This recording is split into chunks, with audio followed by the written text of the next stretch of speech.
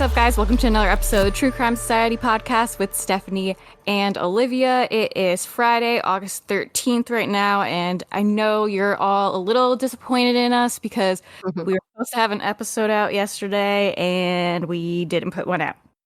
Sorry about yesterday at time of recording, not yesterday when you're listening to this. But I was on vacation, and I decided to have it be a true vacation and not do any podcast stuff or anything like that. So sorry to let you down, but I feel refreshed now and ready to chat about murder.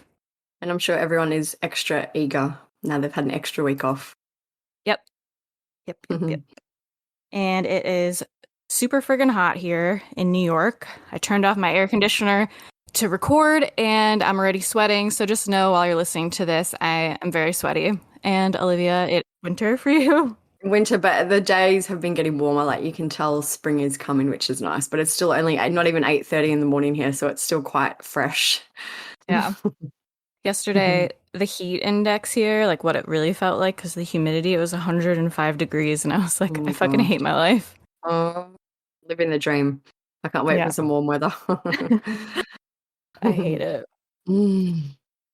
But yeah, that's really all that I have to say about my life and not crime-related stuff. Pretty boring otherwise. But we did have a few big page posts on our Facebook today, so you should definitely...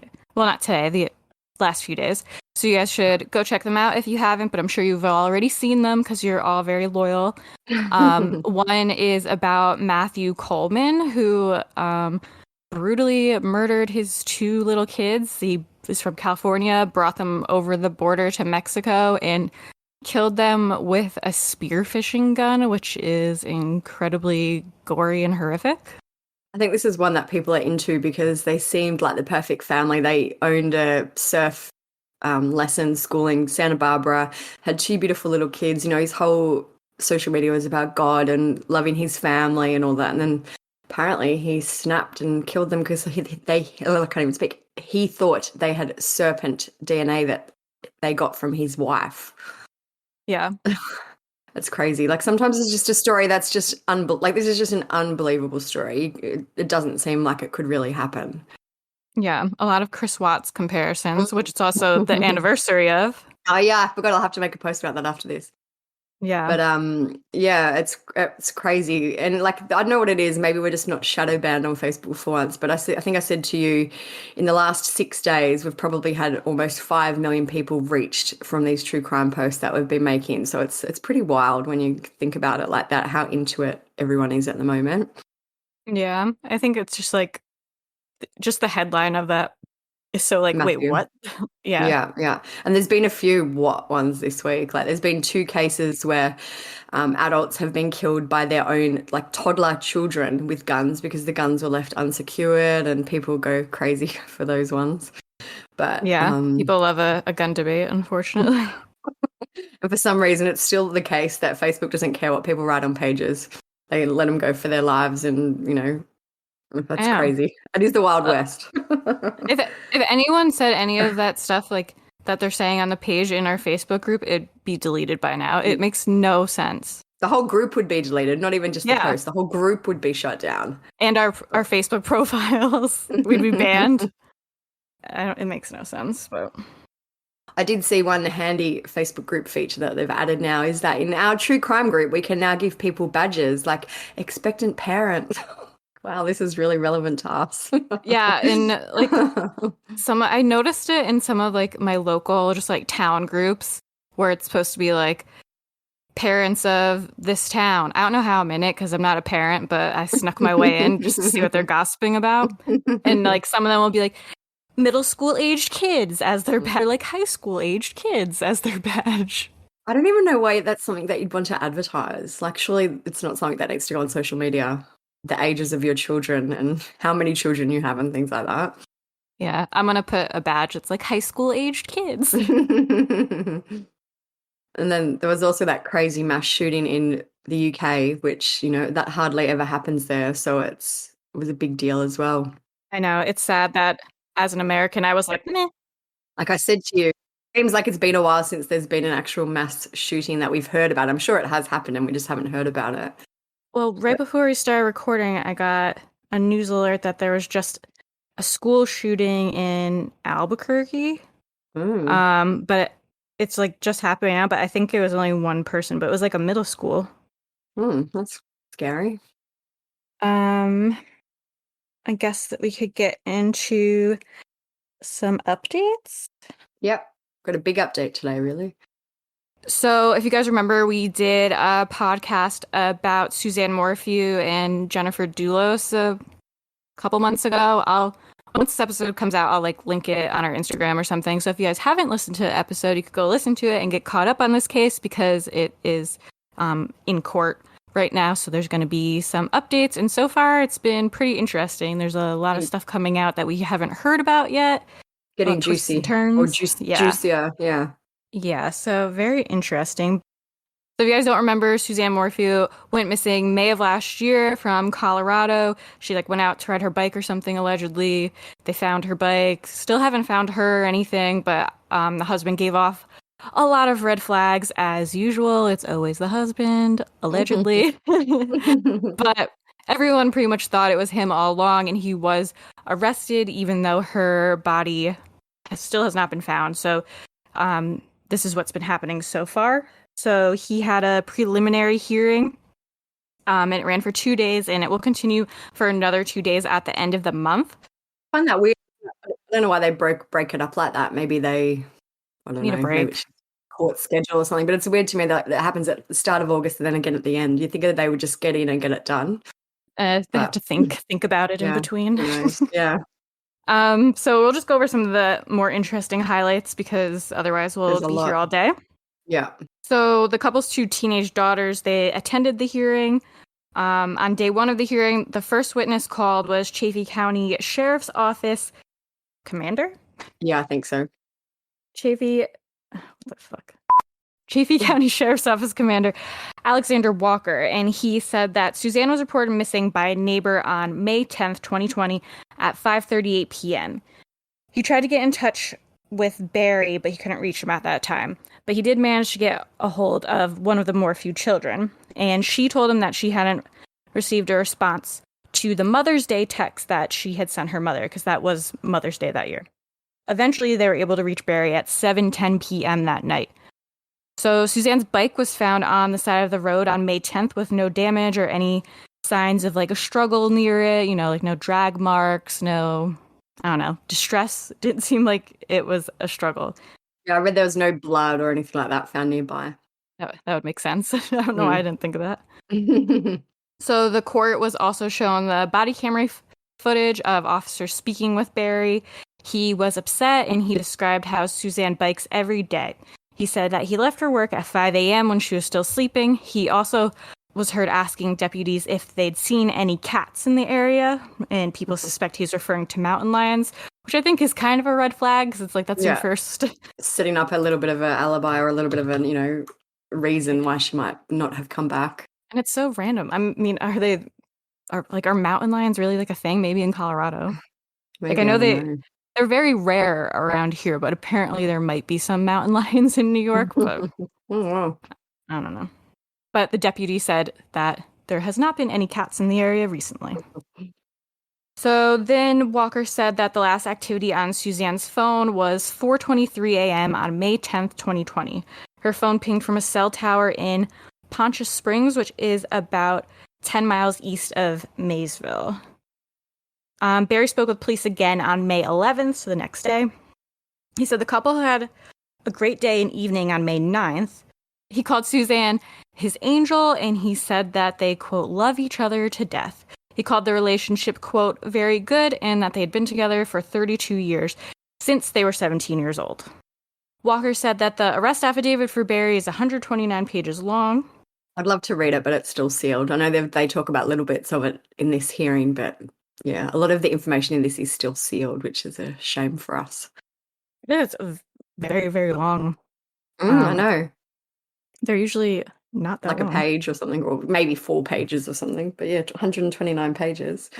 Barry was cooperative when his house became a crime scene and his truck was picked up. He mentioned to deputies that Suzanne had been cleaning, of course, because the daughter's friend was visiting.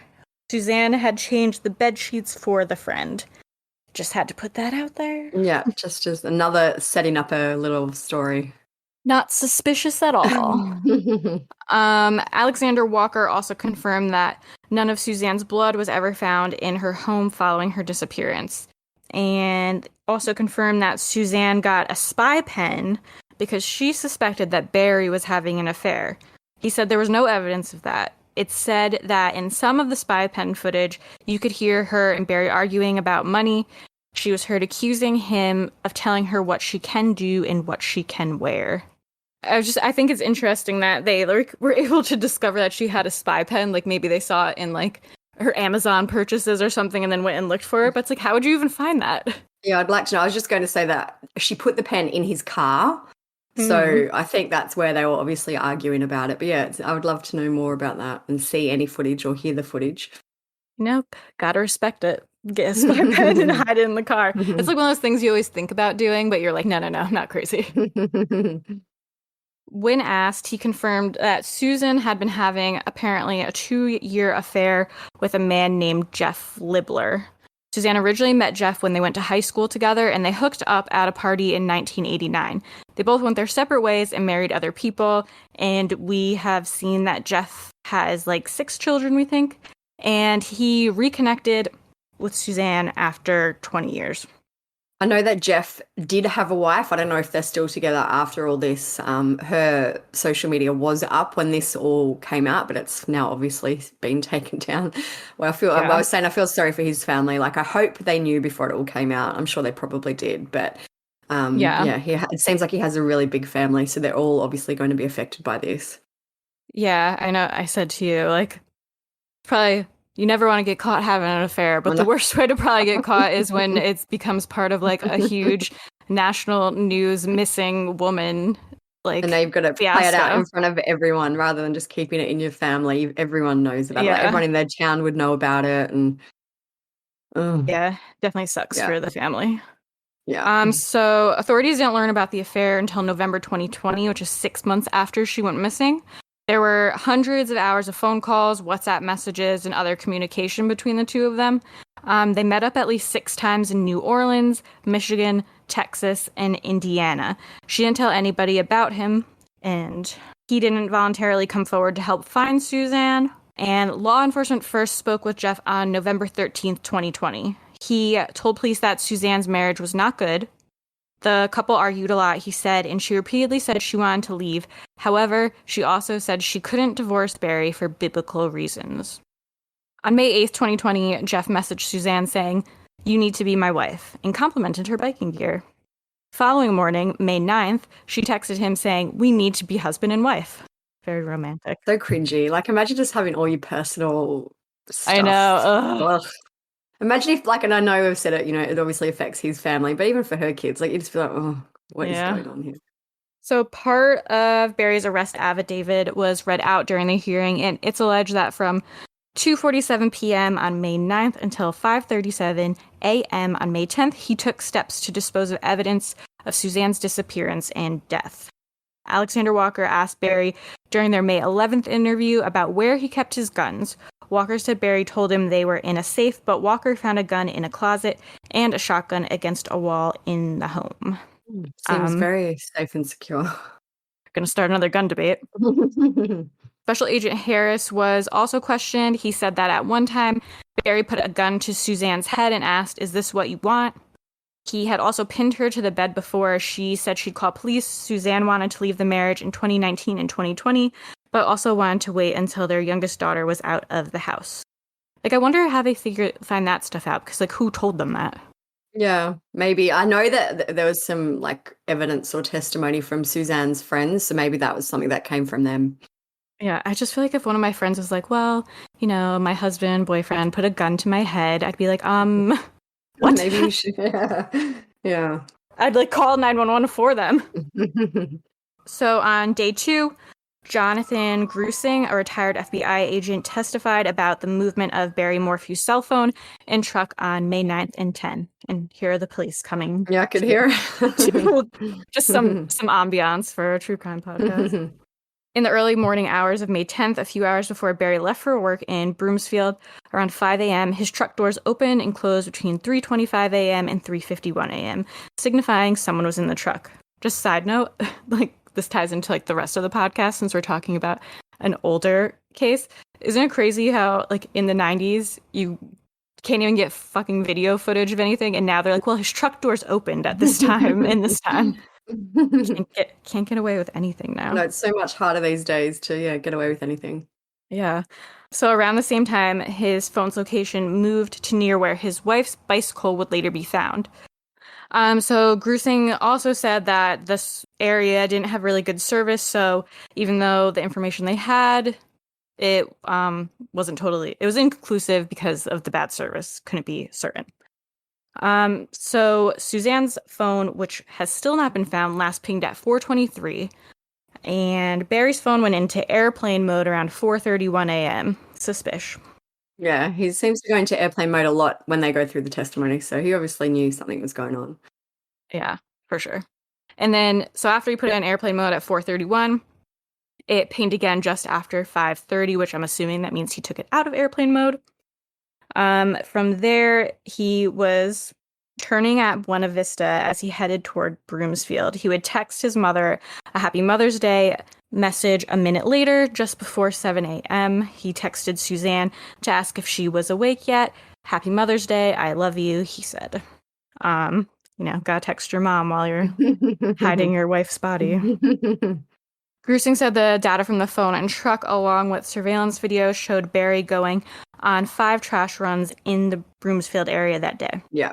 He's throwing things away at an RTD bus stop, a hotel where he checked in, a McDonald's, a Men's Warehouse, and in another trash can near the Holiday Inn that he'd checked into. So Barry gave conflicting stories to investigators about what he was throwing away. At the Men's Warehouse, he spent 40 minutes in the parking lot. Testimony also showed that Tuesday that Barry did not leave his Broomfield hotel room between 12:42 and 5 p.m. that day, despite telling a neighbor when they talked around 5:15 on May 10th that he was at a job site working. Suzanne sent the last known photo of her alive to Jeff at 2:03 p.m. on Saturday, May 9th. When investigators talked to Barry about the photo, he told them that Suzanne appeared to be drunk. Suzanne was sending sunbathing photos of herself to Jeff right when Barry got home around 2:44 on May 9th. His phone ping appeared to show him running around the house. And he told investigators in February of this year he was shooting chipmunks at the time, though his phone went into airplane mode about 3 minutes after his arrival, while Suzanne's phone was still receiving texts from Jeff. The affidavit states that there is an opinion that Barry was most likely chasing Suzanne around when he got home. It's weird because when I was reading more about that, it said, like, there was one thing I read and it's basically said that he was moving way too fast for someone to be running. So I don't know what they're implying if they're saying he was chasing her, but then also that he was moving way too fast. That sounds like he was in a vehicle or I guess a bike, maybe. I don't know, but yeah, it's confusing. It's weird. If you were running around your house, like your phone wouldn't ping differently, really wouldn't. Like I thought phone pinging to towers was like traveling miles and stuff. Like if I'm running around my house, my phone's gonna ping to the same tower. Yeah, it's weird. I don't know. I couldn't quite figure it out when I was reading about it. And apparently I read that he never told them the chipmunk story till like months and months after she went missing. So he added that in later, but it's just a weird kind of maybe they meant like his phone's GPS, because like my phone GPS like can totally track when I'm walking, driving, whatever. Yeah, like I know on Google it's like you are now running, or like when you look at your movement. But yeah, I don't know. Yeah, if you go to your maps history. Yeah. Who knows? Court also heard testimony that Suzanne's Facebook codes were reset later that night, and her account friend requested 23 of her old friends, 20 of them being men, and Barry denied that he was the one to do this. Another thing I'd like to know more about, because like how did he know 23 of her old friends? Or maybe he went to some, I don't know, school Facebook page or something, but it's weird. And also, like, why? Like, what is that proving? I'm assuming he maybe suspected she was having an affair with an old friend for whatever reason, but that's a weird little tidbit, I reckon. Yeah. Mm. So police also looked into Jeff's movements, obviously, and they confirmed that he was in Michigan. So I guess that clears Cleared him. him. Yeah. Barry was also looking for other women to date, and this gives a call back to our episode on Josh Duggar, because if you thought Ashley Madison wasn't a thing anymore, apparently it is. And Barry went on to Ashley Madison to search for, quote, cute girls in the Salida area. He also texted Suzanne about suicidal thoughts 2 days before she was reported missing. And that was really all the highlights from that hearing. The next one or two are going to be August 23rd and 24th. So we'll do another little update after that. And like I said, I'll post the link to the podcast that we did about her in our Instagram or Facebook pages or whatever when this episode comes out. I'd like to know more, which hopefully we'll learn at the end of the month, about, I don't know if they will say it before the trial, but how he allegedly killed Suzanne, because I know that they're saying there's no blood in the house. So it sounds like she must have been dismembered, because what else? Maybe he was just dumping evidence, I guess, during his 5 trash runs. But it'd be true. interesting to know, like, I don't know. And I know that, like, earlier we knew that he smelled of chlorine or whatever, so maybe he did something to her body that way, but I don't know. At first I was thinking like, oh, he probably smothered her or strangled her, but then it's like, what is he cleaning up? Yeah, and why? Yeah, like I guess, like, what evidence would there be? I guess I don't know. It could be anything really. I'd just like to know more about it. All right, so your turn. So the main case we're going to cover today is something a little bit different than what we've usually done. It's an older one, but I've just always found this one so fascinating. I read a blog about it like years ago, and it's been on as a bookmark on my phone homepage forever, just because I find it so fascinating that every now and then I go back and read about it. Because I'm just like, what is going on here? So It's very mysterious. It's so mysterious. It's almost like a Jane Doe case in a way, except not. Like, there's so many unanswered questions that's like the same.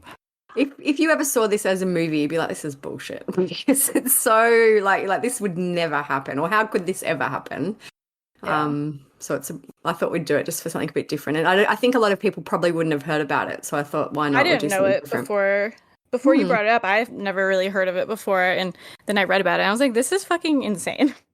So the case we're going to speak about today is the disappearance and death of Judy Smith.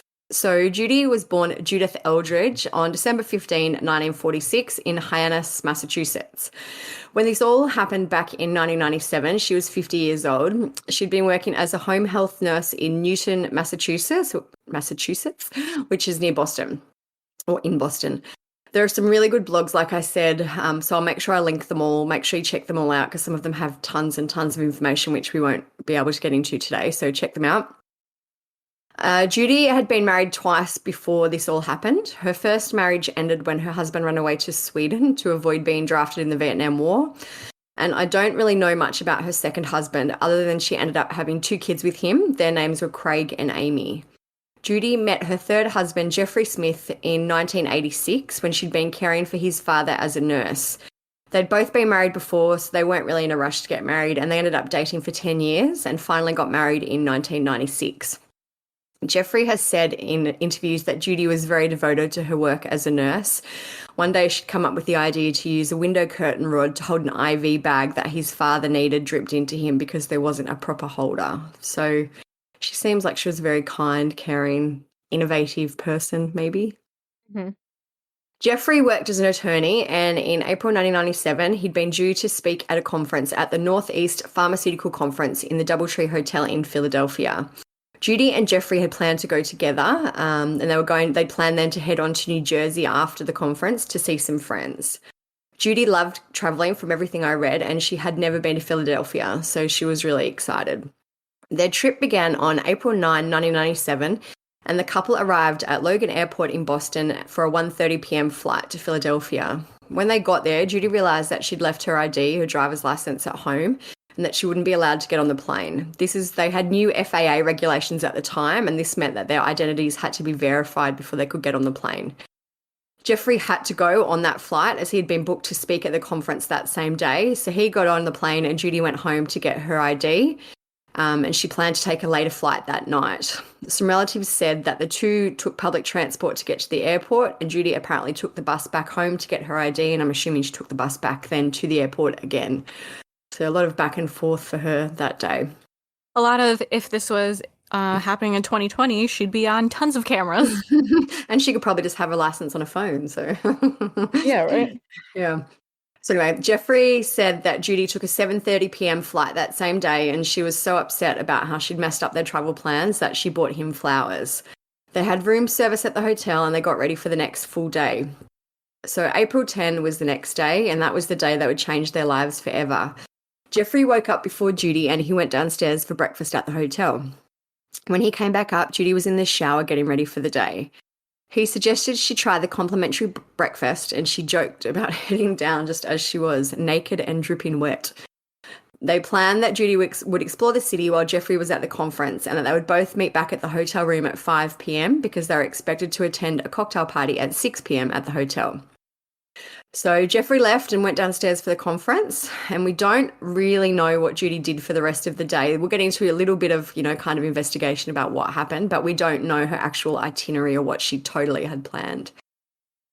Jeffrey arrived back at 5 p.m. as planned and was surprised that Judy wasn't there. He assumed she was running late and that he would get ready for the cocktail party. During the evening, he went between the event and the hotel room to check if she was back. He spoke to the Philadelphia City paper, and he said, "I was a little concerned, but I thought maybe we mixed signals and that she was supposed to proceed, and that she thought she was supposed to proceed to the cocktail party." So I went down to the room where the party was, and I kind of floated back and forth between the room and our room for the next half or 3/4 of an hour. But when she didn't show up, he began to panic. He knew that Judy had planned to take, I think it's a Flash, Flash tour bus around the city that day, Flash. He flagged down a cab and asked the driver to take him on the bus route, just in case he could find Judy anywhere. Maybe she'd been injured or was lost or whatever, but he couldn't find her. He also went to the police station that night around midnight to report her missing. They apparently told him it was too soon to file a report, and that if she did not show up that night, he should come back the next day and try again to file one. Jeffrey noticed that only one of Judy's outfits seemed to be missing from their room. It was the same one that she'd worn on the plane the day before. Her kids have said that it would not be unusual for Judy to wear the same outfit 2 days in a row while traveling. Jeffrey called Judy's children back home to see if they'd heard from her, and they had not. And I've seen some reports that he called his daughter, and then other reports I've seen said that he called the stepdaughter. So either way, one of their children he asked to go back home to go to their house to see if Judy had left a message on their home answering machine, but there was nothing there. The Philadelphia Mayor, Ed Rendell, and Philadelphia House Representative John Purcell were both attending the same conference as Jeffrey, and when they found out that Judy was missing, they got things moving more quickly. Police suddenly became very cooperative, and Jeffrey was able to file a report, which is, not unexpected, is it? When you got friends in high places. Yep, lucky him. There were some reported sightings of Judy around the city at the time she went missing. Some people reported seeing a woman who was disoriented, but this might be a little bit confusing because there was also a homeless lady who lived in the Penn Landing area, and she resembled Judy very closely. Judy's children flew in very quickly to help with the search, and her son Craig actually saw this homeless woman during the search, and he initially thought it was Judy. So it's hard to know if all the sightings were really of Judy or of this other person. Like, what are the friggin' chances? When you see her photo, she's kind of a bit nondescript. Like, she just looks like a middle-aged woman. Like, there's nothing really super identifying about her. So I guess it's not that crazy, but to have someone who so closely resembles you, maybe it is. Yeah, I suppose. Judy was said to have traveled with a red backpack instead of a handbag, and some of the sightings did say that the woman had a red bag, so maybe it was her. Again, no CCTV or no access to any CCTV there was, so we will never know if it was really her. Judy's children searched long and hard around the city. They went to hospitals, morgues, and they even rented bicycles so they could get places quickly without encountering any traffic if they had a lead. There was a homeless man named David, and he provided a possible clue. He said that he'd slept on a park bench next to Judy. He also knew the other homeless woman that we spoke about, and he said that this woman was definitely not that woman. Judy's family went back to re-interview David on April 15, and he told them that they had all just missed Judy. Jeffrey believes that this sighting is credible, as David identified Judy by an actual photo of her, whatever that means. So I know that we've read something and it says that he picked out Judy from a collection of photos, but It's not very no, clear. and it's not very, I wouldn't say that that means it's a credible sighting. I don't know, maybe it was, who knows. Anyway, so there were some other unusual reported sightings. Employees at the Society Hill Hotel believe that Judy was their, quote, weirdo of the week when she stayed there between April 13 and 15, signing in as HK Rich Collins. Now, this is unusual.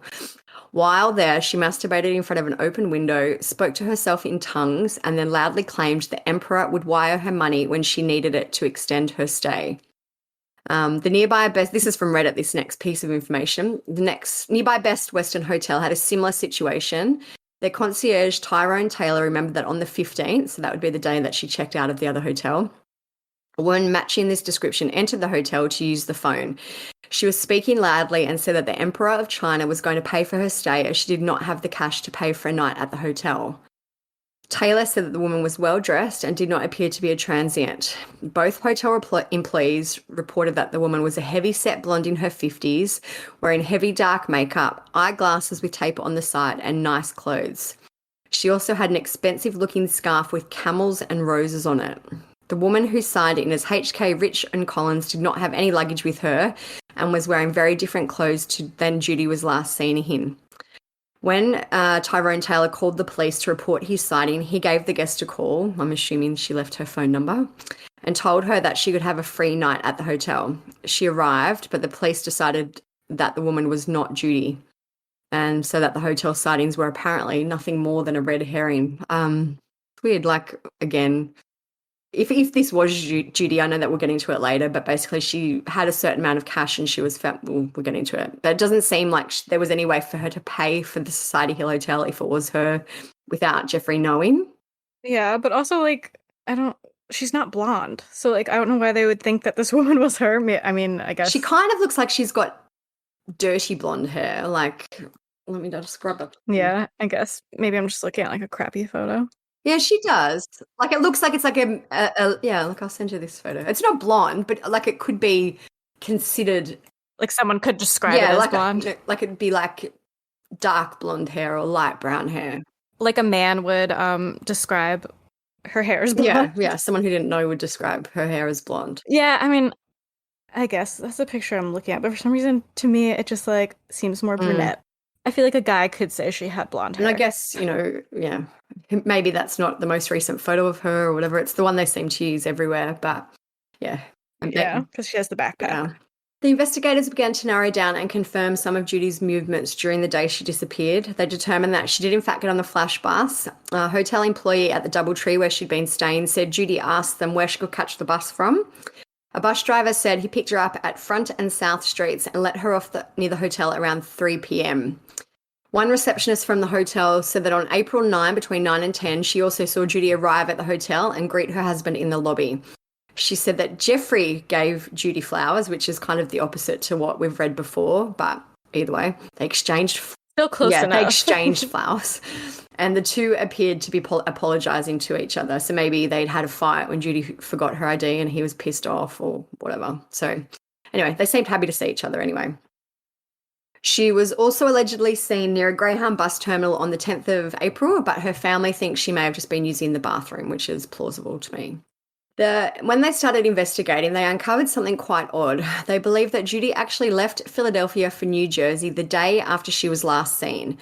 There were reported sightings of her at the Deptford Mall shopping for dresses. The mall is only a 15-minute drive from Philadelphia, and there was a bus that ran hourly at the time between the two locations. The people who saw her, or whoever was Judy, in New Jersey have said that she seemed disoriented. A saleswoman and a customer at Macy's gave an account of actions of a woman who they thought may have been Judy, and the woman had said that she was shopping for her daughter, even though her daughter often disliked what she bought her, which the family said were true. And they also said that she was carrying the distinctive red backpack that she basically had all the time. As the woman left, they recalled she tried to get a younger woman, who they assumed at the time was the woman's daughter, to leave with her.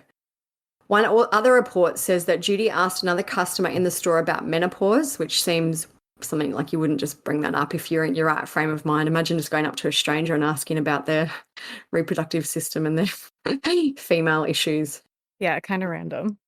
So there were also some other reports that she'd been seen in Easton, which is 55 miles or 89 kilometers north of Philadelphia, a few days after she went missing. Jeffrey hired a private investigator, and this investigator found a man who told Jeffrey that he had been leaving a Wawa. Is that how you say it? Wawa? Yeah, Wawa. Such a weird name. It's like a gas station chain. That's what? But it's like a gas station, but it's like a good gas station that's kind of like a deli, and it has like really good food. There's none in New York, and it's really disappointing. But when I travel south, I go I've to seen them. people talk about it on Instagram. I always just assumed it was a supermarket chain. It's like a supermarket gas station combined. Good to know. The PI found a man who told Jeffrey he'd been leaving a Wawa near Rittenhouse Square on his way to work at 6 a.m. when he saw a well-dressed white woman sitting outside a nearby gourmet grocery store, and he found it unusual for that time of the day, I guess. Later, he saw a newspaper article on Judy's case, and he said that the woman looked a lot like Judy.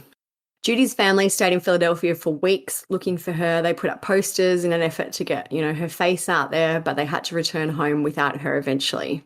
Jeffrey ended up scaling back his law practice to focus on the search for Judy. The reason that he gave for this was that a good portion of his work was criminal defense work, and in his words, "Now I feel that I'm a victim. I couldn't, in good conscience, continue to represent criminal defendants." So, fair enough, I guess. Jeffrey criticized how law enforcement handled his wife's case. He said that he was told that her details had been entered into NCIC, which is the National Crime Info Center database, but he discovered that this actually hadn't happened. And this meant that there was kind of a period that Judy would not have been matched with any Jane Does that were entered into that system since she went missing. So that's a bit shitty. Yeah, but not shocking, really. No. Some theories suggest that Judy never made it to Philadelphia and that Jeffrey did something into her home, and then he got on the plane to kind of try and cover it up. And, the hotel at the time didn't have a guest register, and only one employee has said they saw Judy at the hotel, which is the one we spoke about earlier, who said she saw them with the flowers. The investigators learned, though, that the plane tickets had been used, and based on the FAA requirements to kind of verify your ID, it does appear that Judy was the one to fly out to Philadelphia on the 7:30 p.m. flight. Police also have a luggage tag from Judy's suitcase that showed she took that flight and that her bag did not travel to Philadelphia with Jeffrey earlier that day. Some suggested that Jeffrey should take a polygraph. He said that he would, as long as the FBI administered, and when he passed it, then he wanted the Philadelphia PD to request the FBI to assist in the case. The police claim that Jeffrey was an attorney and he would know that the FBI would not get involved in a case, so his conditions were the same as a refusal, basically, in their opinion. But I feel like as a criminal defense lawyer, I feel like their advice to people is, even if you're innocent, I'm just thinking of Mike Jones, who would always say shit like this, even if you're innocent, never take a lie detector test and never talk to the police without a lawyer. I know that a lot of the polygraphs are kind of based on your heart rate and, all that, and we'll get into it soon, but Jeffrey was, these aren't my words, these are the words of others online, that he was morbidly obese. Like, he was a big man. Yeah. So I have no doubt that maybe he had high blood pressure or something heart-related going on. So maybe his health conditions also wouldn't have led to the most ideal conditions for a polygraph. Yeah. So the search for Judy went on for months and months. Jeffrey hired 2 other private investigators, and copies of Judy's missing flyer were sent to hospitals and morgues all over the country. So they kept searching, and then on September 7, 1997, which was 5 months after Judy disappeared, a father and son were out hiking in North Carolina's Mount Pisgah National Forest. The forest is in the Appalachian Mountains, and it covers over 500,000 acres. I had to look for some photos. It's a big place. It looks quite hilly. I don't know if you call it mountainous, but hilly, very rugged terrain in places and things like that. So I would call it mountainous. Yeah, looks like it's very remote. Obviously parts of it are quite remote if it's 500,000 acres. So it's not the Australian bush, but it looks pretty It looks rough. almost similar to the Russell and Carol thing. Anyway. It does look bush-like. The pair stumbled across what they thought to be human bones near the Stony Fork picnic area in the park, and this area of the park was around 30 miles from Asheville, North Carolina. Some of the bones had been scattered by animals in an area of around 300 feet. The bones that did remain had been found wrapped in a blue blanket in a shallow grave, and they also found some personal effects with the bones. The state medical examiner determined that the bones belonged to a white woman between the ages of 40 and 55. She'd had extensive dental work and suffered from severe arthritis in her left knee.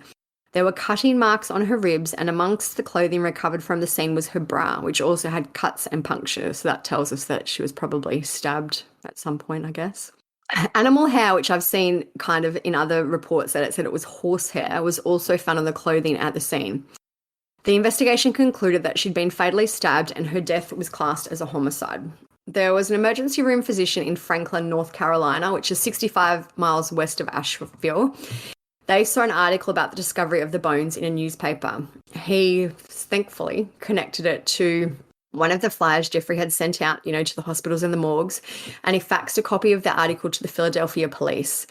A detective asked for Judy's dental records, and he sent them to them. And then they were then sent to the medical examiner in Asheville. It's so much work. Like these days, I feel like there's usually a database where they put all this in, so it doesn't need to go from one person to the next to the next. Yeah. The records match the dental work on the bones discovered earlier in the month, and by the end of September, so quite a quick turnaround, the remains were positively identified as Judy Smith. I saw people on Reddit saying, like, while I was reading it, they're like, well, like, I guess there's like a theory that like it's not her body, which I think is dumb. And like other people on Reddit told these people that it was dumb because they're like, well, they didn't test for her DNA. Why wouldn't they test for her DNA? If your dental records match, they literally like lay it over your teeth, the x-ray and like whatever, and they see that they're exactly the same. There's no need for DNA. Yeah, and like doing DNA tests, especially like I don't know how it was back then. I'm sure not the same now, but it's like expensive to do that. And then I think they also ended up confirming that it was like her wedding ring too. So it's like it was fucking her. There's no doubt it's her in my mind anyway. So if you see that theory, I think it's bullshit. So what the fuck is going on? How did Judy get from Philadelphia to a forest in Asheville, which is around 600 miles or a 9-hour drive away? So this is like the most unexpected ending, I think, to this. Anyway. I know. Judy had apparently been wearing jeans, thermal underwear, and hiking boots when she died. So this is what she was found in, not what she was wearing when she was in Philadelphia. And her family didn't recognize any of this clothing. A blue and black vinyl backpack was found with the body. In it were winter clothes. That's a tough one. In it were winter clothes and $80 in cash. There was a shirt buried nearby and that had $87 in the pockets. So that leads to a total of $167. Jeffrey believed that when Judy left the hotel, she had $200 on her. So that seems, pretty consistent with the amount of money that she probably would have had on her at the time. She was also found to still be wearing her wedding ring. The fact that they found both money and jewelry led them to think that the motive for her murder was not robbery. There was valuables and cash there and no one took it. It makes me wonder how long she was dead for. Like, how quickly did she get down there? Like, you know what I mean? Like, how long was she alive that she went from Pennsylvania to North Carolina, but like her remains were skeletal, I'm assuming. And why did she have winter clothes? Like, yeah, because April, I'm assuming it would be getting cool in April, but I don't know. Maybe it's cooler where she was. Like, I feel like she could have only been alive for not long, a week or two, maybe. I would think so. Would be my guess. Yeah. However, her signature red backpack was not found, nor were the other clothes that she was wearing in Philadelphia. Judy's parents also said that an expensive pair of Bolle sunglasses found in the bones were not hers as far as they knew. After her body was discovered, several people in Asheville have said they remember speaking to Judy, but they couldn't really confirm them. Again, I guess no CCTV, all that stuff.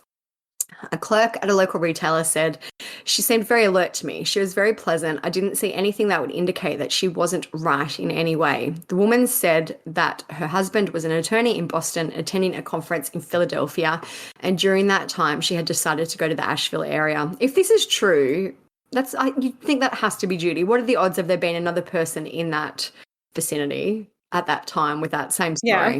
Yeah. But maybe she made it up for attention or something. I'm not saying that she did, but if she didn't, That's a pretty, Yeah, well, she could have just like heard yeah. it on the news and like inserted herself, but it's like you never know. Maybe she is telling the truth, but maybe she's lying. So, an employee at the Biltmore estate also said they saw Judy at a campground near where her body was found. The owner recalled seeing her drive up in a grey sedan filled with boxes and bags and asked if she could spend the night there in her car. They told her that she couldn't and she drove away.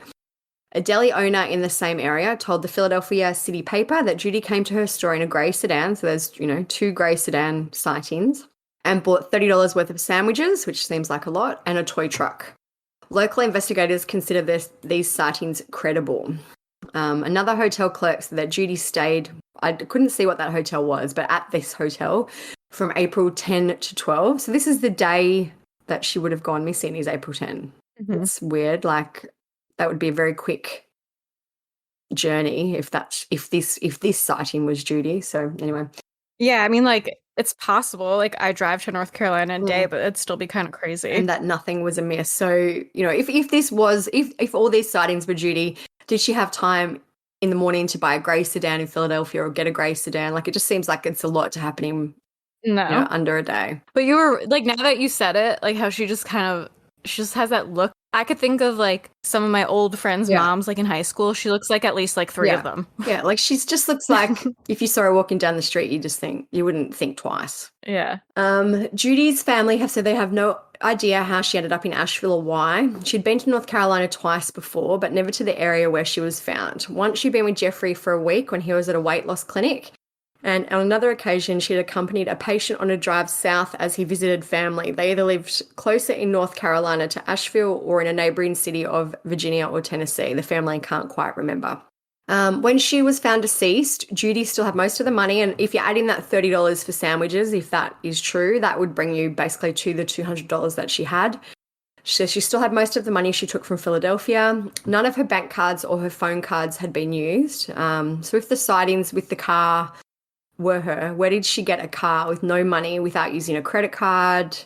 Even things like gas, like where to get 600 miles, you'd need to get gas. It makes me think like, well, I'll talk about more once we finish the story, but that like she must have met someone, like that must have been someone else's car. Yeah. It's weird that no one has ever, not that I've seen anyway, that anyone has ever reported seeing her with someone else. But I do agree that there must be someone else who was either given her money or maybe she had another stash of money that Jeffrey didn't know about. I guess that could be plausible. But still, I feel like she didn't just have enough money to like buy a car and fill it with crap. Yeah, and boxes and like, why is she buying like that toy? Like, did this person have like a kid? And obviously, if it is another person's car, it's probably whoever killed her, so they're not going to come forward. So at the time of this recording, we're at August 2021. Nobody has ever been arrested for the murder of Judy Smith. So there are some really good theories or interesting, varying theories in this. The first one is that maybe she had a medical condition. I did find it interesting that Jeffrey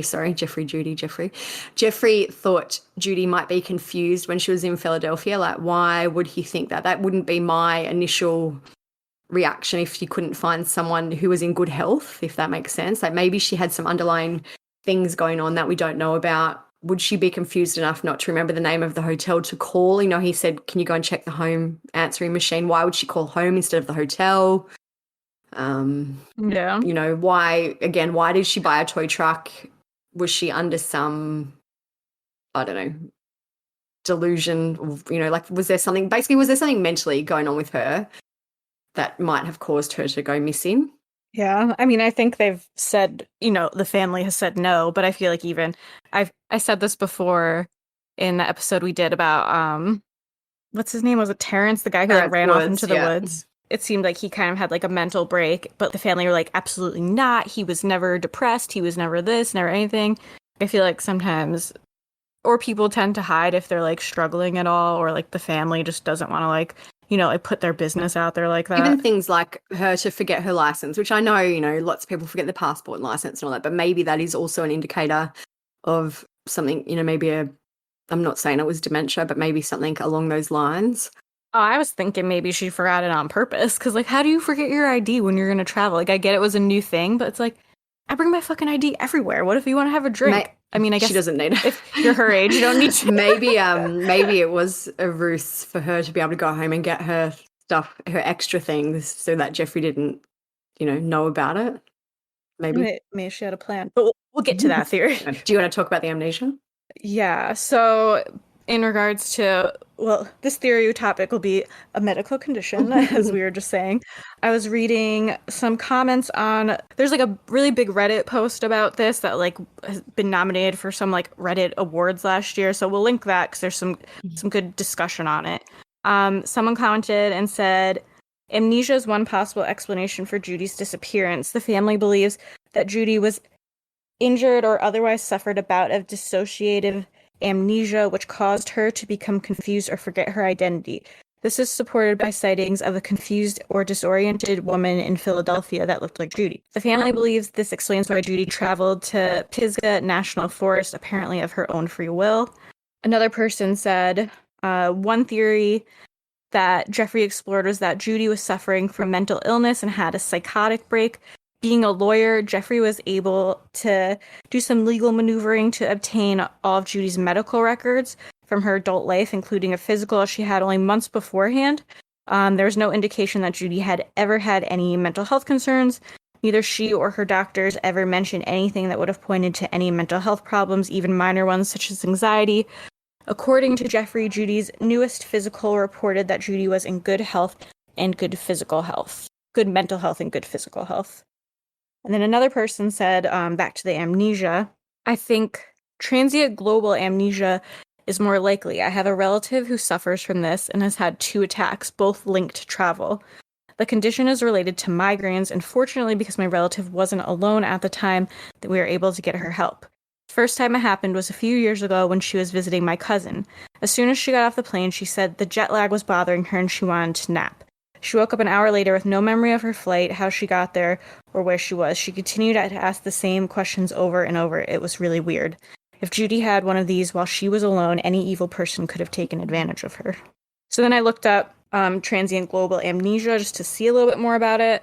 And it says on Wikipedia, great source, transient global amnesia is a neurological disorder whose key defining characteristic is temporary but almost total disruption of short-term memory, with a range of problems accessing older memories.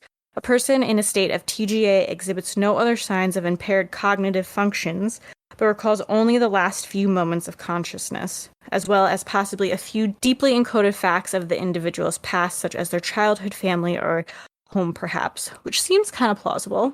But I guess that, cut that part out, but I guess that the transient global amnesia only lasts like a short amount of time, which is why it's hard to study. Like it literally lasts like a day or something. Like then maybe she didn't survive. Like maybe let's just say it lasted for a few days for her. She might have been dead in that time anyway. I would love to know if she had any ties at all to that area. Like it just seems like a random place to pick to go.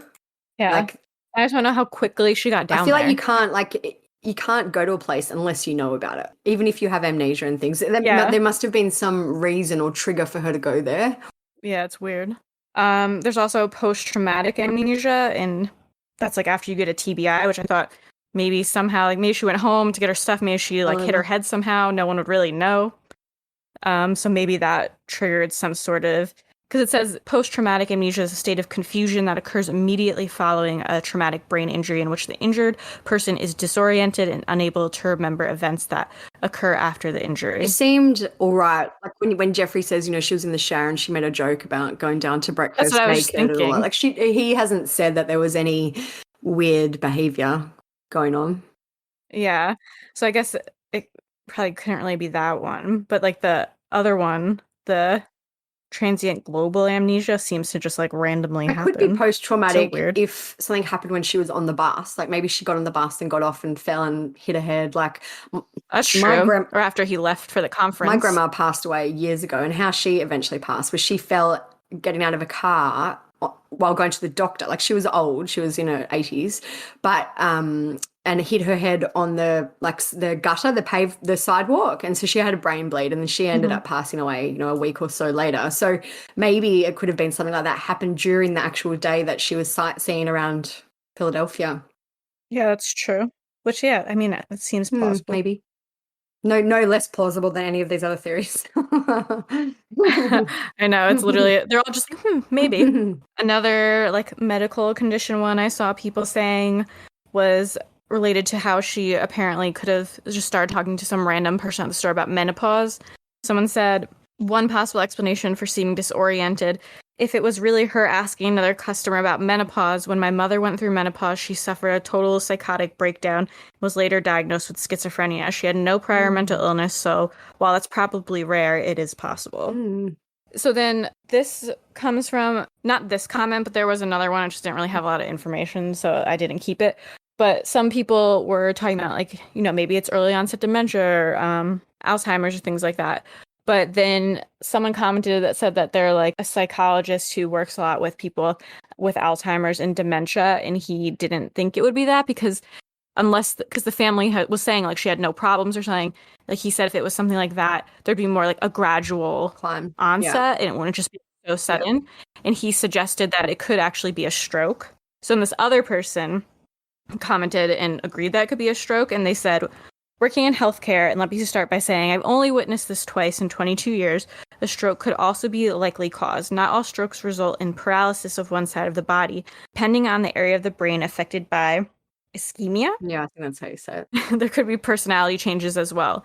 Her age would be appropriate, and if she had any underlying medical issues, this could be possible, although not necessarily probable, cause for her sudden deterioration in grandiose actions.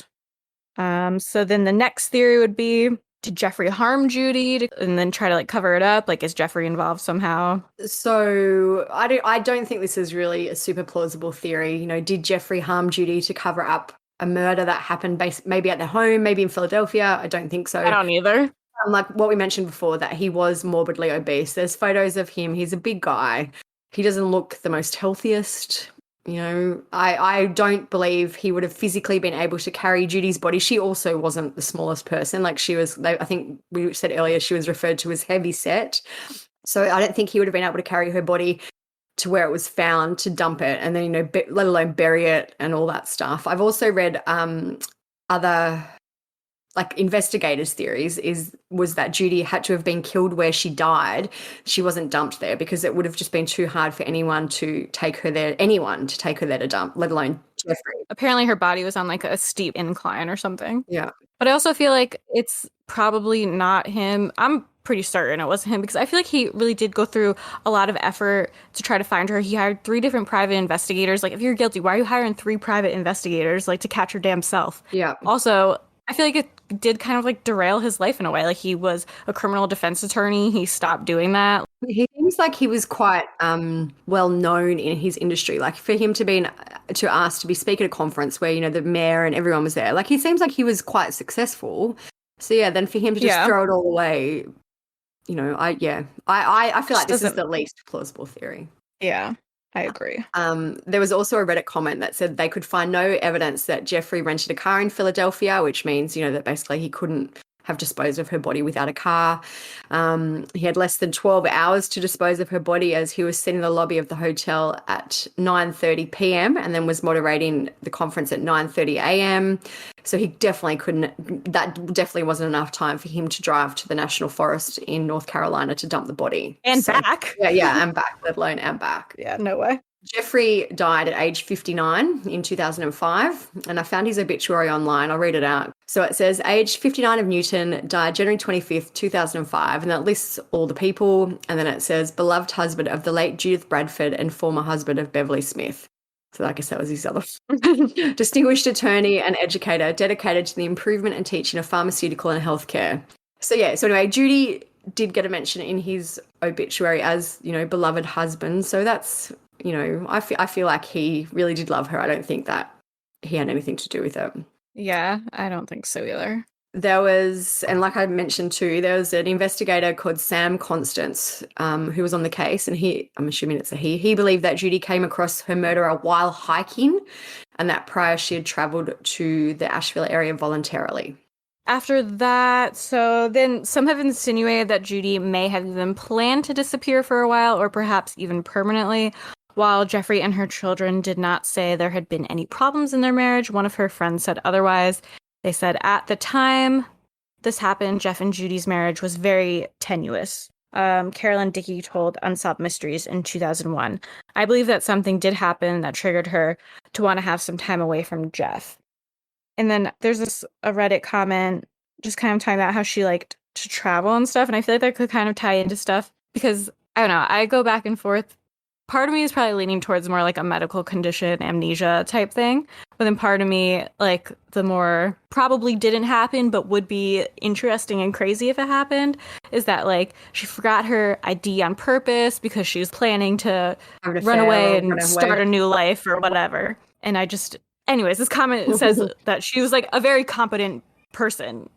So this comment says, according to friends and family, Judy was a rather assertive and independent person. She was no stranger to traveling alone.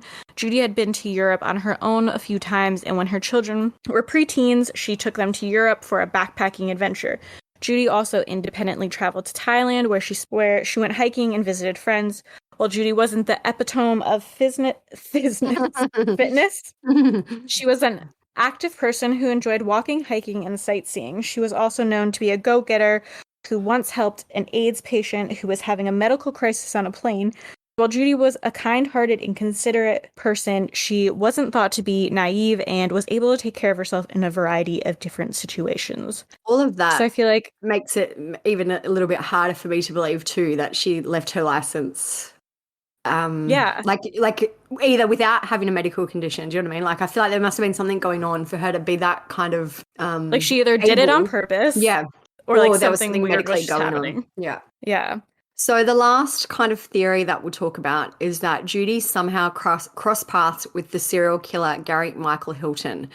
So you might be familiar with him. He's quite a prolific serial killer. He murdered an elderly couple 10 years after Judy's murder.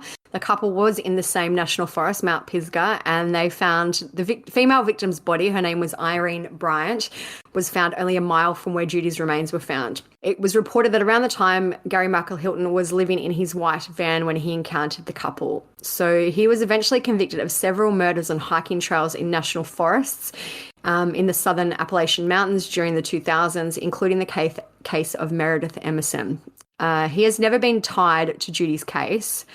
There was also in 2016, which was a couple of miles from Judy's burial site, a lone hiker in her 60s was attacked, raped, and left to a tree.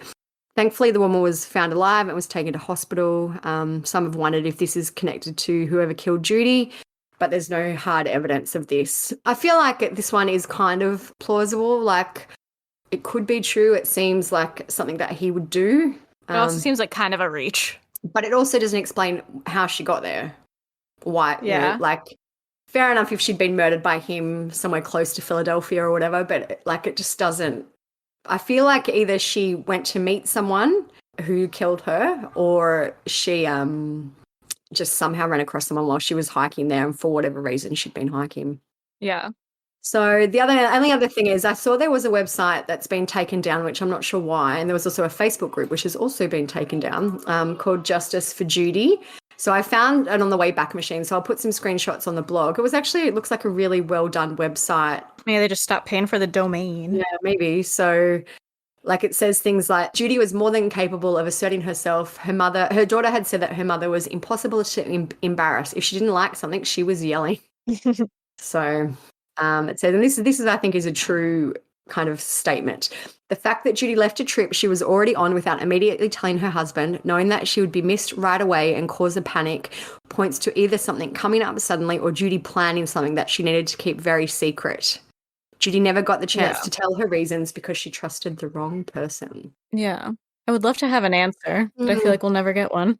Unless there's some way they can get more DNA eventually, and I don't know. It's one of those things that sucks that happened a while ago, even though it wasn't that long ago, but they didn't find DNA of the person who did it, I'm assuming. Yeah, well, I haven't heard if they have. You'd think maybe, I don't know, I guess if her remains were so skeletal, maybe not, but... Well, I don't know if this is true, but I just saw people, like, saying it on Reddit, as usual. But someone said that, like, they had seen that they thought the shirt that she was found in belonged to the killer, because it was, like, a men's shirt, and it, like, wasn't her size. Yeah. And then, or well, not the shirt she had been found in, but the shirt that was found there, because obviously she was like skeletal and kind of torn up by animals. And then they were also saying that the Bole sunglasses, I know it's because I used to work at Sunglass Hut, so I'm an expert. They're basically like a knockoff of Oakley. They're still like expensive. They're at least like $100. Um, but they said they were like more masculine sunglasses. So they were wondering if maybe they belonged to whoever the killer was also, and she just kind of had them. But I feel like if that was the case, they could have gotten DNA from the sunglasses because they're on your face and like you sweat and like you get DNA on them. Yeah, no, it's very strange. And they must still have to have those, don't they? Like keep Well, you'd hope so, considering they found that. Remember the last one we spoke about last week about the boy who was lost in the files for 50 years or whatever? the old case box. The old case box. Like I know they have evidence lockers, but I just don't know how long they like keep that stuff. Forever. For me, I think the medical theory is the most plausible one to me. I think so too, because even like as crazy and as rare as some of those things are, it makes more sense than any of the other ones. The only other thing, like I said, could be plausible then is that she did it on purpose, but that's just like such a wild thing to do, like to just be like, well, fuck my life, I'm leaving. Like obviously it's medical combined with murder, so obviously I don't think she killed herself, but No. she ended up there for a medical reason. Yeah, I feel like even if she was like, fuck this, I'm running away and starting a new life, I feel like that's still kind of like a medical condition, something happening. Yeah, something going on. Maybe, yeah, like you said, maybe she lost her mind during menopause or had a knock to the head that, made her not think clearly. It's just like so crazy. I'd be so frustrated if I was like her family and kids. Like you literally have no answers. Like, why did she do this? I know. It's wild. Like, it's not like she was like abducted or like taken against her will. It's like she left for some reason, it seems. I would love, I don't know if we ever will, but I'd just love to know more about how she got there. If that was her in the car, how she got the car. Yeah, that's what makes me think maybe she had amnesia or something like that. And was just, because one of them, it was like you can remember like deeper memories, but you can't remember much else. So that's why when she was talking to that person who said that she said that her husband was a lawyer, blah, blah, blah. So it's like maybe she remembered that stuff, but was still confused on current events.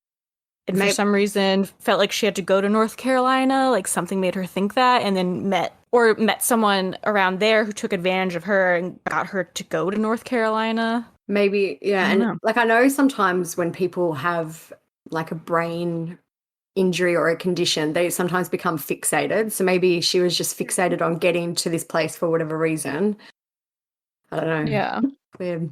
We'll probably never know, so. Hopefully one day we will. You never know. Yeah. But I don't know. If they don't even have DNA for the killer, like even if the killer gets caught one day for something else, like. Yeah, wait, yeah. The killer might very well be dead now. Also dead. Yeah. So I'll try and get some of these screenshots. I'm just clicking through this Justice for Judy site. I wish it was still up because it looks like it had a bunch of information, but it's got some pages still that are archived. So I'll put some of them up on the blog and check out the blog because there's a whole unsolved mysteries episode about Judy that's online on YouTube. So I'll put that up there. Just check out, if you want to learn more about this case. Yep. And also, if you haven't listened to our episode on Suzanne Morphew, listen to that. We'll link that too because we'll have some more updates soon. Probably our episode that would be the beginning of September, which is so crazy that it's almost September. If they do, I'm sure because, obviously for Suzanne, it's the preliminary hearing to determine if they go to trial, which I'm assuming they probably will based on what we've heard so far, but that would be a good trial, or, good as in interesting trial. Yeah. So make sure to get caught up on that and follow us on Instagram, our Facebook page. You can join our Facebook group. Our website is truecrimesociety.com. We have a forum where you won't get in trouble for saying things like white trash or bitch like you will on Facebook. You can talk about guns. You can talk about COVID if you want. You can talk about anything, just not on Facebook. Yeah. Yeah. As long as you're not like a fucking disgusting, terrible, racist, piece of shit person, you're not going to get in trouble on our forum. So go over there. And I have one thing I want to say. Someone left us a review saying that we're boring and we beg for reviews. Yeah, we do beg for reviews. So go leave us a review that doesn't say we're boring because I am not boring. I find it interesting that that person, because we always talk about reviews generally, or generally at the end of the episodes. They At the obviously end. listened to the whole thing and then said, "Here's a review. You're boring." Yeah. So you know what? You're also a liar. Thanks, Trishy Lou. That was really kind of you. So this is me begging you for some reviews. So please go do that. Yes. But yeah, I think that's it. That's it, I think. That's it. All right, bye. See ya.